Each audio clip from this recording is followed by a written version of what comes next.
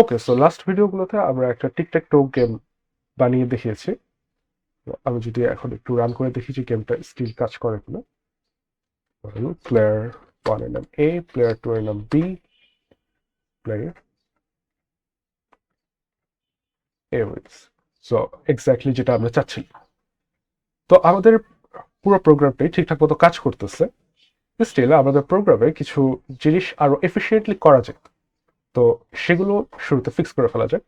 প্রথমেই এখানে আমরা যেখানে হচ্ছে বাটন ক্লিক হ্যান্ডেল করতেছি, সেই জায়গায় আমরা একটা সুইচ কেস ইউজ করে আইডিটা গেস করতেছিলাম।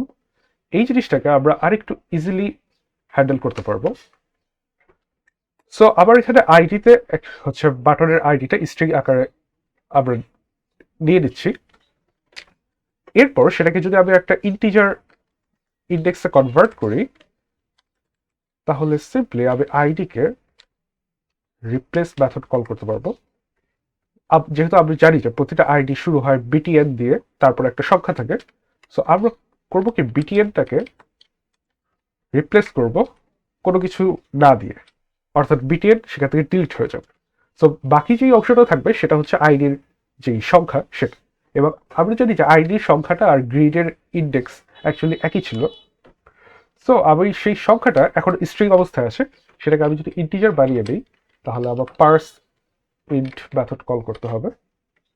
ওকে, এখন আমার আইডির শেষে যে সংখ্যাটা ছিল সেটাকে আমি ইন্টিজার হিসেবে আইডিএক্স ভ্যারিয়েবল স্টোর করতেছি। সো নেক্সট কাজ আমার খুবই সহজ, আমি জাস্ট ইফ গ্রিডের আইডিএক্স তম এলিমেন্টটাকে চেক করবো যে সেটা জিরো কিনা।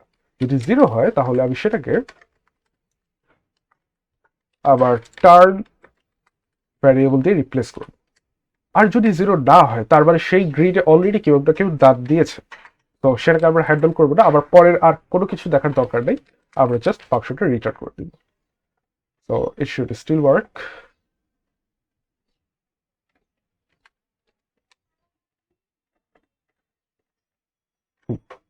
ঠিকঠাক মতোই কাজ করতেছে। আরেকটা জিনিস এখানে ফিক্স করা যায়, সেটা হচ্ছে আমরা যখন এখানে আপডেট করতেছিলাম, প্রতিবার গ্রিডটাকে আপডেট করতেছি, তখন আমরা প্রতিবার নতুন করে একটা ইমেজ ভিউ ক্রিয়েট করতেছিলাম। প্রতিটা ইমেজ ভিউর ভিতর একটা নতুন করে ইমেজ ক্রিয়েট করা হচ্ছিল, যেটা অ্যাকচুয়ালি না করলেও চলতো। আমরা ইমেজটা একবার ক্রিয়েট করে নতুন নতুন ইমেজ ভিউ ক্রিয়েট করলেই কাজ আমাদের চলে যেত। সো এখানে বারবার ইমেজ ক্রিয়েট করাতে আমাদের মেমোরি বেশি ইউজ করা হচ্ছে, যেটা আমাদের প্রোগ্রামের এফিসিয়েন্সিকে কমায় দিবে। তো সেজন্য আমরা ইমেজটাকে শুরুতেই লোড করে ফেলি। লোড করার জন্য আমাকে একটা ভ্যারিয়েবলে সেটাকে স্টোর করতে হবে। লোড করে ভ্যারিয়েবলটার টাইপ অবভিয়াসলি ইমেজ হবে। লেটস সে আবার হচ্ছে প্রথমে আমি এক্স এর ইমেজটাকে লোড করব। সো ভ্যারিয়েবলের নাম দিলাম এক্স ইমেজ। তো এখানে আবার একটা ইমেজ ক্রিয়েট করতে হবে।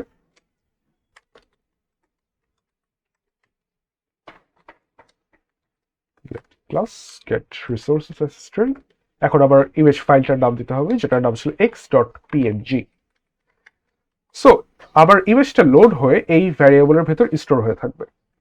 আর নেক্সট টাইম আমি যখন ইমেজটাকে ইউজ করবো, আমি নতুন করে ইমেজটাকে লোড করবো না, আমি জাস্ট ভ্যারিয়েবলটাকে পাস করে দিব।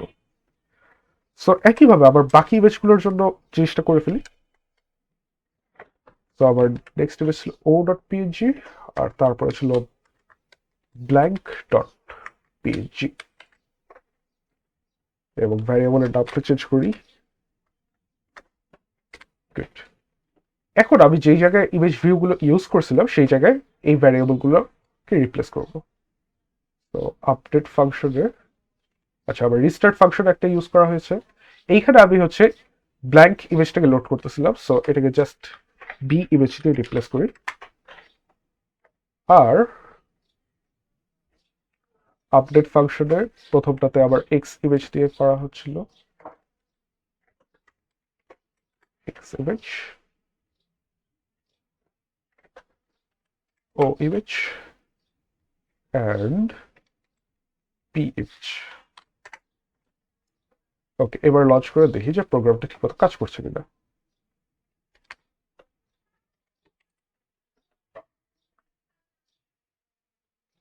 ওকে, আমরা লাল পয়েন্টার এক্সেপশন হচ্ছে। দ্যাটস বিকজ আমাদের এখানে একটা ফরওয়ার্ড স্ল্যাশ দেওয়া হচ্ছিল।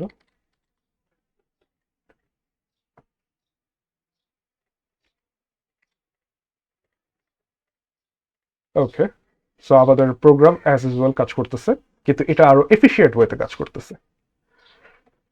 ওকে, তো এগুলো তো আমরা অলরেডি করে আসলাম, সেটাকে জাস্ট একটু মডিফাই করলাম।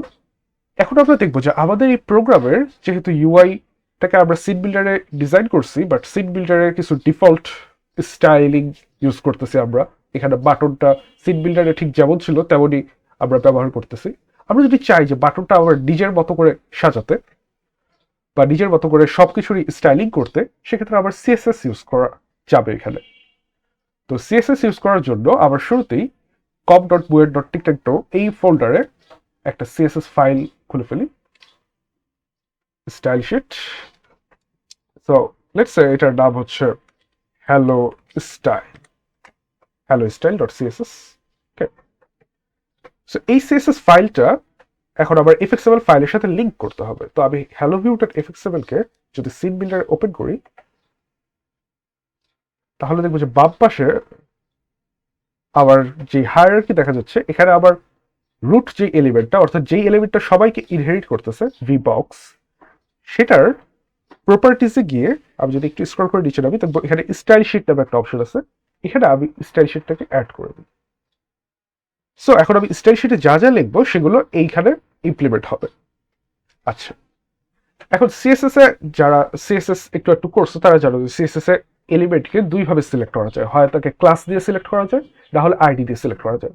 সো এখানে আমরা চাইলে যে কোনো একটা এলিমেন্টের জন্য কাস্টম একটা ক্লাস ডিফাইন করতে পারি, অথবা তার জন্য একটা আইডি ডিফাইন করতে পারি। এই আইডিটা কিন্তু এফএক্সএমএল আইডি থেকে ভিন্ন। এফএক্সএমএল আইডি দিয়ে আমরা লজিক্যাল কাজগুলো করি, আর এইখানে যে আইডিটা দিব সেটা দিয়ে আমরা সিএসএস এ অ্যাক্সেস করব। ওকে, সো এফএক্সএমএল আইডি দিয়ে আমরা সিএসএস এ অ্যাক্সেস করতে পারবো না, আবার এই আইডি দিয়ে লজিক্যাল পার্টে অর্থাৎ জাভাতে আমি সেটাকে অ্যাক্সেস করতে পারবো না। তো আমি যদি কোনো ক্লাস ডিফাইন না করি, তাহলে প্রতিটা এলিমেন্টের তার নাম দিয়ে একটা ক্লাস থাকে। তো আমি যদি এখন সিএসএস ফাইল লিখি যে ডট বাটন একটা এলিমেন্ট এখানে, তো বাটনের নামেও একটা ক্লাস ডিফল্ট ডিফাইন করা আছে। তো এখানে আমি লিখবো FX background colour, let's say blue. আচ্ছা, সো নর্মাল সিএসএস এ আমরা প্রপার্টিটা লিখতাম শুধু ব্যাকগ্রাউন্ড কালার, কিন্তু যেহেতু এটা এফএক্সেবল, সো এখানে আবার শুরুতে হাইফেন এফএক্স হাইফেন দেওয়া লাগবে। তো আমি যদি এখন সিন বিল্ডারে যাই, হচ্ছে সবগুলো বাটন ব্লু হয়ে গেছে। ওকে, এখন আমি তো সবগুলো বাটনকে ব্লু করতে চাচ্ছি না। লেটস সে আমি জাস্ট চাচ্ছি যে এই রিস্টার্ট বাটনটাকে একটা ব্যাকগ্রাউন্ড কালার দিতে। তাহলে আমরা এই রিস্টার্ট বাটনের জন্য একটা আইডি আমি ডিফাইন করতে পারি, লেটস সে রিস্টার্ট বিটিএন। ওকে, এটা সেভ করি। এখন আমি এখানে যদি ক্লাস হয় তাহলে শুরুতে আবার ডট দেওয়া লাগে, আর যদি আইডি হয় শুরুতে হ্যাশ দেওয়া লাগে। তো আমি লিখলাম hash restart BTN background colour blue. যাই, এখন শুধু রিস্টার্ট বাটনের জন্য জিনিসটা কাজ করতেছে। ওকে, বাট আমি এটাকে ব্লুতে রাখবো না। আমি চাই যে রিস্টার্ট একটা হচ্ছে খুবই কি বলে বিপজ্জনক অ্যাকশন। ধরো একটা খেলার মাঝখানে ভুল করে যদি কেউ রিস্টার্টের চাপ দিয়ে দেয়, তাহলে পুরো গেমটা হচ্ছে আবার শুরু থেকে শুরু হবে, রাইট? সো আমি চাচ্ছি যে যখন রিস্টার্ট বাটনের উপর কেউ বাউন্স নিয়ে যাবে, তখন রিস্টার্ট বাটনটা লাল রং হয়ে যাবে, যেন সে বুঝতে পারে যে আচ্ছা এই কাজটা করা অত্যন্ত বিপজ্জনক। এখন এই কাজটা আমরা কিভাবে করতে পারতাম? নর্মালি আমি যদি কোডে যাই, এখানে দেখবো যে আমার অন মাউস এন্টার নামে একটা ফাংশন আছে। তো এখানে আমি একটা ফাংশন লিখে আমি জাভাতে এর আগে যেভাবে করেছিলাম dot set style method call করে এটার ব্যাকগ্রাউন্ডটা লাল করে দিতে পারতাম। কিন্তু এই ধরনের কাজগুলো, এই যে মাউস কোনো একটা এলিমেন্টের উপর দিয়ে যাওয়া বা এই জাতীয় কাজগুলো, এগুলো এত বেশি ফ্রিকোয়েন্ট যে সিএসএস এ সেটার জন্য একটা হচ্ছে ডিফল্ট ওয়ে দেয়া আছে। তো সেটা কিভাবে করা যায়? আবার এই রিস্টার্ট বাটনের পর একটা ক্লোন দিয়ে আমি যদি লিখি হোভার, মানে মাউসটা এই এলিমেন্টের উপর হোভার করতেছে, তখন আমি এটার ব্যাকগ্রাউন্ড কালার দিব রেড। ও, এখন যদি এটাকে সেভ করি, অবভিয়াসলি সিন বিল্ডারে এটা কাজ করবে না, কিন্তু আমি যদি আবার প্রোগ্রামটাকে রান করি, এখন যদি আমি রিস্টার্ট বাটনের উপর নিয়ে যাই, দেখা যাচ্ছে যে মাউসটা নিয়ে গেলে সেটা লাল হয়ে যাচ্ছে। ওকে, সো যখন লাল হয়ে যাচ্ছে তখন টেক্সটটা কালো থাকলে সেটা দেখা একটু কষ্টকর, সো আমি টেক্সটের কালারটাও চেঞ্জ করতে পারি চাইলে। সেটার জন্য লিখতে হবে hyphen FX hyphen text feel, let's say টেক্সটের কালারটাকে আমি হোয়াইট করে দিব।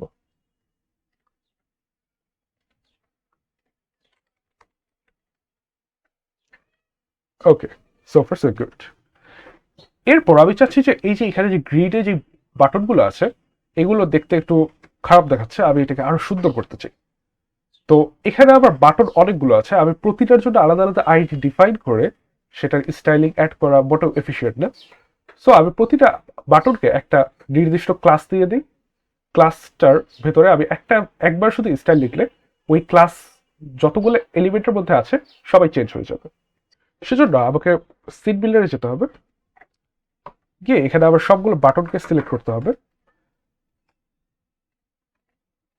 এরপর প্রপার্টিজে গিয়ে আমি যদি দেখি এখানে স্টাইল ক্লাস অপশনে আমি একটা ক্লাসের নাম দেখি, ধরা যাক গ্রিড বিটিএন। ওকে, সো এটা সেভ করি। এখন আমি আবার সিএসএস ফাইলে গিয়ে গ্রিড বিটিএনকে একটা স্টাইল দেই।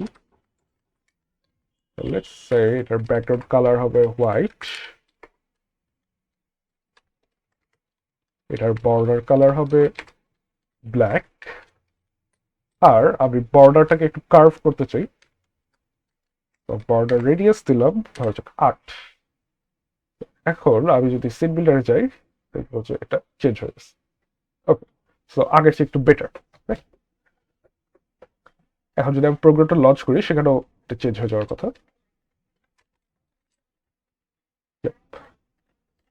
সো আগের চেয়ে একটু সুন্দর দেখাচ্ছে বেবি। একইভাবে আমি চাইলে অন্য কোনো এফএক্সএমএল ফাইলকেও চেঞ্জ করতে পারবো। অন্য কোনো এফএক্সএমএল ফাইলে আমি চাইলে একই সিএসএস ফাইল অ্যাড করে দিতে পারি, কোনো সমস্যা নেই। সেখানে যদি নেমিং কনভেনশনে ঝামেলা না হয় তাহলে কোনো সমস্যা হবে না। অথবা চাইলে আমি আরেকটা সিএসএস ফাইল ক্রিয়েট করতে পারি। তো লেটস এটার নাম হচ্ছে ওয়েলকাম স্টাইল। এই ওয়েলকাম স্টাইলটা আমি ওয়েলকাম ভিউ অ্যাড করবো। সো এটাকে সিন বিল্ডারে ওপেন করি। এখানে আবার রুট এলিমেন্টও একটা ভি বক্স, সেটাতে গিয়ে আমি স্টাইল সেটা গিয়ে ওয়েলকাম স্টাইল সিএসএস কে সিলেক্ট করে দিলাম। এখানে আমি চাচ্ছি ইনপুট ফিল্ড দুটোকে একটু চেঞ্জ করব। সো এই দুটো ফিল্ডকে আমি একটা ক্লাস ডিফাইন করে দিই। ফিল্ড দুটোকে সিলেক্ট করে আমি যদি স্টাইল ক্লাসে যাই সেখানে গিয়ে ক্লাস ফিল্ড লিখলাম টেক্সট ফিল্ড। ওকে, সো এটাকে সেভ করে আমি সিএসএস ফাইলে যাই, here dot text field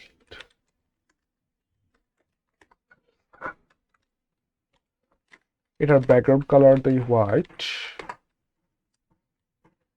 ওকে, একটু ভুল হয়েছে। বর্ডার কালার ব্ল্যাক,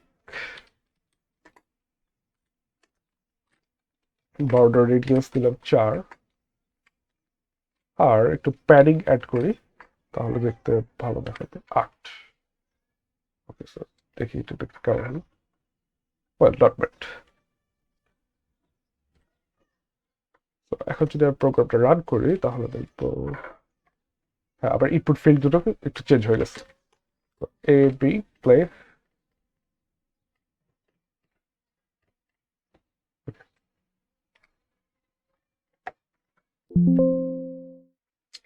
সো আবার স্টাইলিং এর কাজ শেষ মোটামুটি। এইভাবে আমরা চাইলে যে কোনো এলিমেন্টের জন্য স্টাইলিং করতে পারি। তবে এখানে একটু কথা আছে, সেটা হচ্ছে এফএক্সএমএল সিএসএস এর সবগুলো প্রপার্টি সাপোর্ট করে না। সো ওয়েব ডেভেলপমেন্টের সময় সিএসএস এর যেমন অনেকগুলো প্রপার্টি আছে, এফএক্সএমএল শুধু তার একটা ছোটখাটো সাবসেটকে সাপোর্ট করে। তো এখানে স্টাইলিং করতে গেলে হয়তো মাঝে মাঝে একটু সমস্যা হতে পারে যে তুমি একদম যেটা চাচ্ছ সেটা বানানো পসিবল হচ্ছে না। তো সেসব ক্ষেত্রে আমাদেরকে ইন্টেলিজেন্ট ওয়েতে কিভাবে সলভ করা যায় সেগুলো নিয়ে চিন্তা ভাবনা করতে হবে। আচ্ছা, তো এখন পর্যন্ত আমরা যে প্রোগ্রামটা বিল্ড করছি সেটা আমরা ইন্টেলিজেন্ট দিয়ে রান করতেছি, কিন্তু আমি যদি এটা কোনো ইউজারের কাছে ডিস্ট্রিবিউট করতে চাই অথবা আবার বন্ধুকে ধরো এই প্রজেক্টটা পাঠাতে চাই, তাহলে কি আমি পুরো কোড বেসটা কপি করে পাঠাবো? সেটা অবভিয়াসলি ইনএফিসিয়েন্ট এবং মোটেও দেখতে ভালো দেখায় না, তাই না? তো আমরা এর আগে যখন iGraphics কাজ করছিলাম তখন আমাদের কাজ শেষ করার পর পুরো প্রজেক্টটাকে বিল্ড করছিলাম, একটা .exe ফাইলে কনভার্ট হয়ে গেছিল এবং সেই ফাইলটা রান করলে আবার পুরো প্রজেক্টটা ইউজ করা যেত, রাইট? তো এইখানেও আমরা যদি প্রজেক্টটা বিল্ড করতে চাই তাহলে আমাদেরকে শুরুতেই যেতে হবে build.gradle.kts এ। এখানে অলরেডি কিছু কমান্ড লেখা আছে, আমরা এটা ইউজ না করে অন্য একটা কমান্ড ইউজ করব। সো সেটাকে আমি এখানে কপি পেস্ট করতেছি। এরপর এই যে ডান পাশে যে একটা হাতির চিহ্ন দেখা যাচ্ছে, এখানে ক্লিক করে প্রজেক্টটাকে সিঙ্ক করে নিতে হবে। ওকে, গ্র্যাডল এটাকে সিঙ্ক করছে। এখন এখানে আমরা দেখি যে কি কি জিনিস দেওয়া আছে। প্রথমত আবার হচ্ছে যে লিঙ্ক দিয়ে আমরা পুরো প্রজেক্টটাকে বিল্ড করবো, সো সেটাকে ডিফাইন করা আছে। এরপর মডিউলের নাম দেওয়া আছে। এই মডিউলের নামটা কোথা থেকে আসছে? আমরা যদি একটু উপরে তাকাই, আমাদের সোর্স ফোল্ডারের ভেতরে, মেইন ফোল্ডারের ভেতরে জাভা যে ফোল্ডারটা আছে, এখানে যদি যাই তাহলে দেখবো মডিউল ইনফো ডট জাভা নামে একটা ফাইল আছে। এই ফাইলটা ওপেন করলে এইখানে উপরে যে মডিউলের নামটা আছে, আবার এই জায়গায় সেই এক্স্যাক্টলি সেম নামটা বসাতে হবে। আর যেহেতু আমাদের লঞ্চার ফাইল দিয়ে আমরা পুরো প্রজেক্টটা রান করি, সো মেইন ক্লাস ডট সেটের ভেতর আবার লঞ্চার ক্লাসটাকে ডিফাইন করে দিতে হবে। এরপর আমরা হচ্ছে বেসিক কিছু অপশন দিয়েছি আমাদের এটা কিভাবে বিল্ড হবে সেটার উপর। এরপর বিল্ড হওয়ার পর সেটার নাম কি হবে সেটা আমরা ডিফাইন করেছি। এরপর হচ্ছে আমরা এখানে একটা প্রপার্টি আছে স্কিপ ইনস্টলার।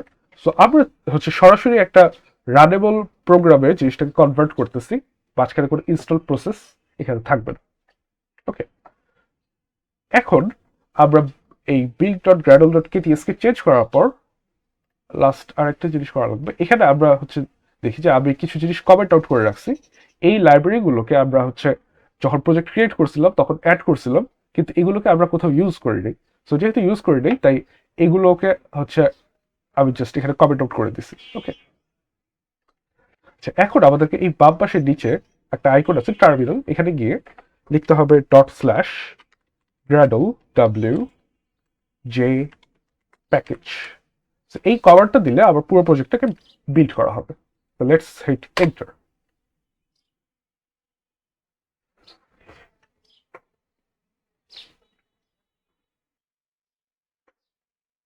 ওকে, তো আমাদের বিল্ড সাকসেসফুল।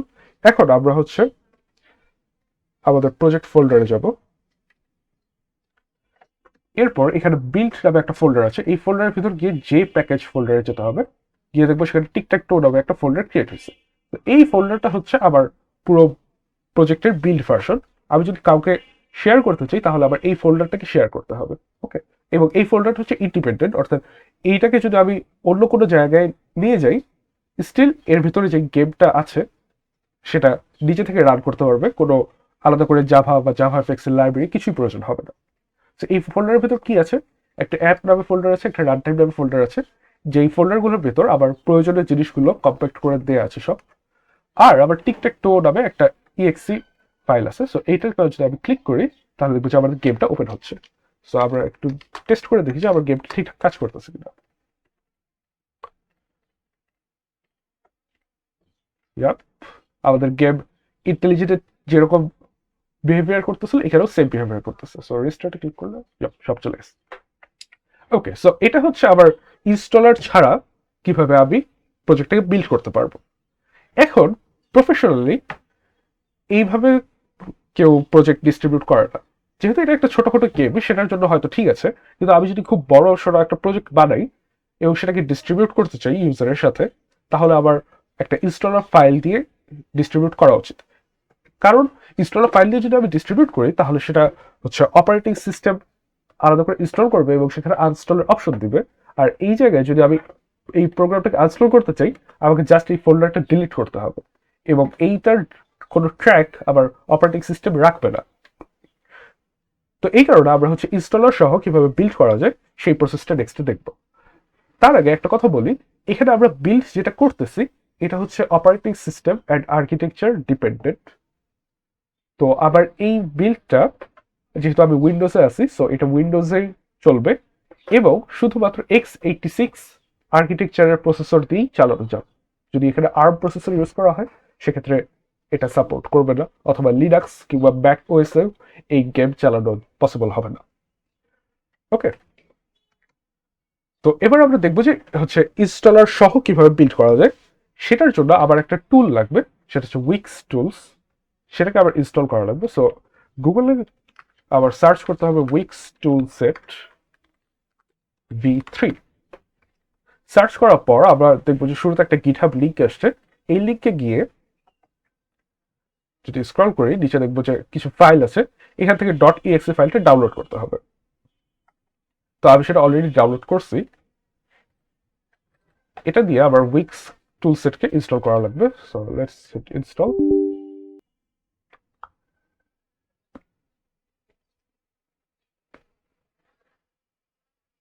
অবশ্যই এটা ইনস্টল হয়ে গেছে। এখন আবার হচ্ছে টার্মিনালটাকে রিস্টার্ট করা লাগবে। সো আরেকটা টার্মিনাল ওপেন করি। এখন আমি টেস্ট করে দেখি যে আবার উইক্স আসলে ইনস্টল হয়েছে কিনা। তো টেস্ট করার জন্য আবার একটা সিম্পল কমান্ড লিখতে হবে, ক্যান্ডল হাইফেন কোয়েশ্চেন মার্ক। তো দেখা যাচ্ছে এখানে কোনো এরর শো করে নেই, একটা মেসেজ শো করতেছে, অর্থাৎ আবার জিনিসটা ইনস্টল হয়ে গেছে। এখন আবার এই জায়গায় যে বিল্ডের জন্য যেই কোডটা লেখা ছিল এটাকে একটু চেঞ্জ করা লাগবে। তো আমি এটা কপি পেস্ট করে দিই সিম্পলি।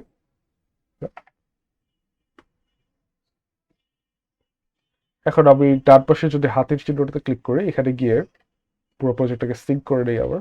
ওকে, কোনো এরর দেখাচ্ছে না। তো এখানে আবার কি কি জিনিস আছে, শুরুতে আবার জেলিং প্লাগইনটাকে ইউজ করা হচ্ছে, তারপর আবার মডিউলের নেম, মডিউলের মেইন ক্লাস এগুলো ডিফাইন করা আছে। এরপর আবার লঞ্চারের নাম কি হবে সেটা দেওয়া আছে। এখানের স্কিপ ইনস্টলারকে ফলস রাখা হয়েছে, অর্থাৎ এখানে আমরা ইনস্টলারকে স্কিপ করব না, একটা ইনস্টলার বানাবো। ওকে, এবং ইনস্টলার টাইপ এখানে এমএসআই দেওয়া হয়েছে। এমএসআই হচ্ছে মাইক্রোসফটের ডিফল্ট ইনস্টলার এক্সটেনশন। আমরা চাইলে এটা .exe দিয়েও করতে পারতাম, কোনো সমস্যা ছিল না। আমরা এমএসআই রাখছি। এখানে আরো কিছু ইন্টারেস্টিং জিনিস অ্যাড করছি, সেটা হচ্ছে আইকন। সো আবার প্রোগ্রামটার আইকন এতক্ষণ একটা ডিফল্ট আইকন ছিল, সেই জায়গায় আমরা হচ্ছে একটা নিজস্ব আইকন ইউজ করব। সো সেই আইকনটা আমি সোর্স মেইন রিসোর্সেস ফোল্ডারের ভিতরে রাখছি, এবং এখানে নোটিস করতে হবে যে আইকন ফাইলটা অবশ্যই .ico হইতে হবে। .png বা অন্য কিছু হলে এটা কাজ করবে না। এরপর আবার ভেন্ডরের নেম, অর্থাৎ এটা কে পাবলিশ করতেছে সেই জায়গায় আমরা একটা নাম দিয়ে দিচ্ছি জাস্ট, এবং প্রজেক্টের একটা ডেসক্রিপশন অ্যাড করতেছি। সো এই জিনিসগুলো আমি যদি প্রোগ্রামটার প্রপার্টিস অপশনে যাই তখন এগুলো শো করবে, নর্মালি এগুলো দেখা যাবে না, বাট এগুলোতে তোমার হচ্ছে কিছু না কিছু লেখা হচ্ছে প্রফেশনাল। ওকে, আর লাস্টলি আবার ইনস্টলের জন্য কিছু অপশন সেট করতেছি। প্রথমত আবার ইনস্টল করলে উইন্ডোজের শর্টকাট ক্রিয়েট করবে অটোমেটিক। এরপর মেনুতে আবার প্রোগ্রামটাকে অ্যাড করবে। এরপর মেনুতে অ্যাড করার সময় একটা বুয়েট গেমস নামে ফোল্ডার ক্রিয়েট করে ওর মধ্যে শর্টকাটটা রাখবে। আর আমাকে হচ্ছে কোন ডিরেক্টরিতে ইনস্টল করবো সেটা চুজ করতে দিবে। সো এই অপশনটা যদি না থাকতো নর্মালি সেটা সিতে প্রোগ্রাম ফাইলসে ইনস্টল হয়ে যেত, কিন্তু আমি এই অপশনটা দিলে এখন আমি নিজে চুজ করতে পারবো যে এটা আমি কোথায় ইনস্টল করব। ওকে, আমার বিল্ড ফাইল রেডি। এখন আমি টার্মিনাল গিয়ে আবার সেম ওয়েতে এটাকে ইনস্টল করব। সো লিখি ./gradle wj প্যাকেজ।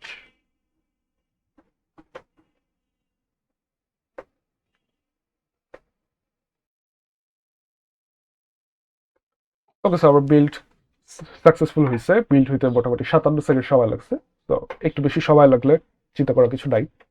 এখন আমি গিয়ে দেখি যে আবার টিকটক টো ফোল্ডারের ভেতর বিল্ড ফোল্ডারে গিয়ে যে প্যাকেজ ফোল্ডারে গেলে এখন দেখবো আমি একটা ইনস্টলার ফাইল এখানে চলে আসছে।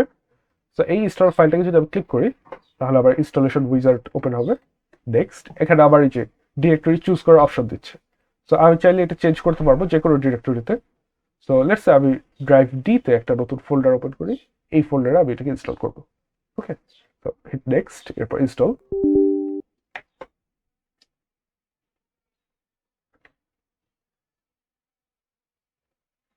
ওকে, সো আমার প্রোগ্রাম ইনস্টল করা হয়ে গেছে।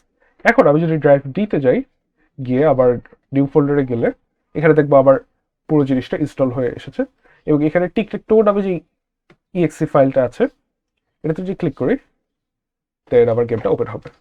ওকে,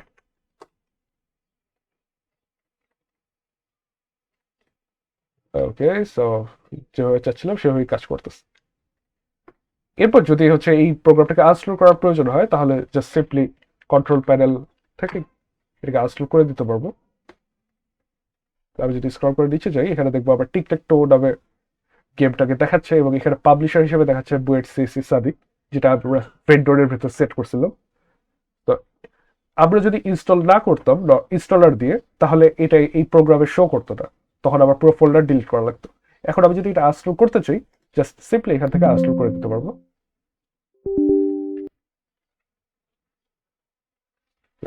সো আবার প্রোগ্রাম এখান থেকে আনস্টল হয়ে গেছে। ওকে, সো একটা জাভাফিক্স প্রজেক্ট কিভাবে সেট আপ করতে হয়, এর জন্য প্রয়োজনীয় জিনিসপাতি কিভাবে ইনস্টল করতে হয়, একটা ইউআই কিভাবে ডিজাইন করতে হয়, সেটাতে লজিক্যাল পার্ট কিভাবে ইনক্লুড করতে হয়, এবং প্রজেক্টটাকে বানানো শেষ করে সেটাকে বিল্ড করে ইউজারের কাছে ডিস্ট্রিবিউট করার জন্য কিভাবে রেডি করতে হয়, পুরো প্রসেসটা আমরা এই কোর্সে দেখছি। তো এই কোর্সটা এখানেই শেষ হচ্ছে। আমরা সামনে যদি আরো কিছু শিখতে চাই এবং জাভাফিক্সে আরো বেশি কাজ করতে চাই, তাহলে কি কি করা যায় সেটা নিয়ে একটু একটু কথা বলবো। তো আমরা এই কোর্সে যা যা কোড করছি এবং যেসব বিল্ড কমান্ড ইউজ করছি সেগুলোকে এই গিটহাব রিপোজিটরিতে পাওয়া যাবে।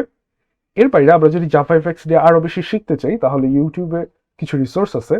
ব্রো কোডের একটা প্লে লিস্ট আছে, অথবা দ্য নিউ বস্টনের প্লে লিস্ট আছে, এগুলো দেখা যেতে পারে।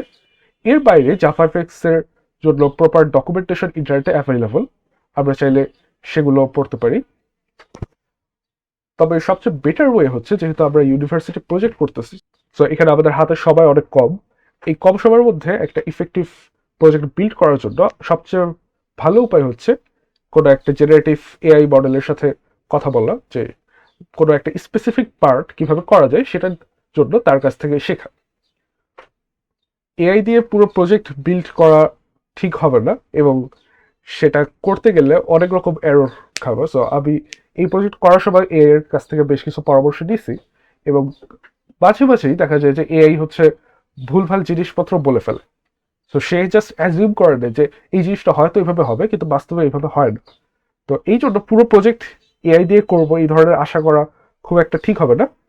তবে আমরা স্পেসিফিক একটা পার্ট, ধরা যাক আমি চাই যে একটা এলিমেন্টকে কিভাবে তার আইডি দিয়ে খুঁজে বের করতে হয়, এটা জাভাফিক্সে কিভাবে কাজ করে এটা জানতে চাই।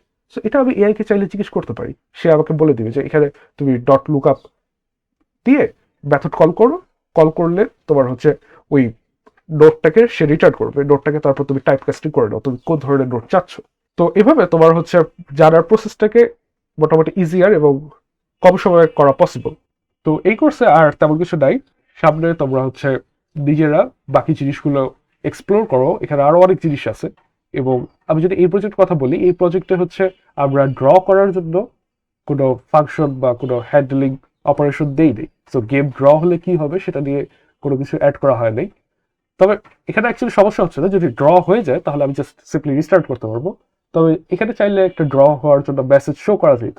তো এইরকম আরো কি কি ইমপ্রুভ করা যায় এই প্রজেক্টে, সেটা নিয়ে চিন্তা করতে পারো, অথবা নিজে আরো এক্সপ্লোর করতে পারো জাভাফিক্সে কি কি ফাংশনালিটি আছে। তো বেস্ট অফ দ্য লাক।